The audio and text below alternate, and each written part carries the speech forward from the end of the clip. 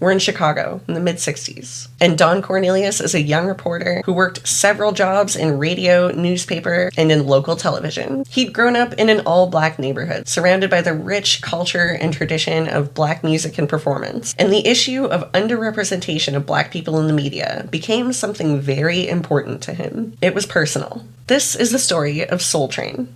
American Bandstand was a hugely popular show in the 60s for the developing youth culture and the music that went along with it. But as groundbreaking as the show was, it was uncommon in the early years for them to feature black kids among the dancers. Don Cornelius saw an opportunity and started working out an idea he had to start a show that would celebrate black music, dance, and culture. Soul Train was launched in 1971 in Chicago, and Don served as both producer and host. His voice, the way he dressed, the seriousness with which he took it all was just so appropriate. The format was almost exactly the same as American Bandstand. Young people dancing the latest dances. Contemporary music artists performing, usually lip-synced and with choreography. A practice that wasn't without criticism at the time. And short, punchy interviews that made people laugh and gave the artists an opportunity to show their personalities to their audiences. The show was a huge success right from the start, and therefore it was picked up to be broadcast nationally, moving it to Los Angeles, allowing them to have bigger and bigger acts on the show, like Aretha Franklin, Stevie Wonder, and Ike and Tina Turner. The show helped popularize iconic dance styles and fashion trends that would influence all of pop culture. We can still feel that ripple effect today in every aspect of entertainment. While the focus was to celebrate black artists and culture, the show's inclusive vision also allowed for artists of other ethnicities who had soul to appear, broadening its reach. These included artists like Elton John, David Bowie, and later Hall & Oates. And as the 80s got underway and hip-hop became a dominant genre, Soul Train adjusted, which was really important because it showed older generations that this new music that young people were listening to was something to be taken seriously. They had Grandmaster Flash and the Furious Five, Run DMC, LL Cool J, Salt and Peppa, and later even Public Enemy grace the Soul Train stage. In 1993, Don Cornelius stepped down as host.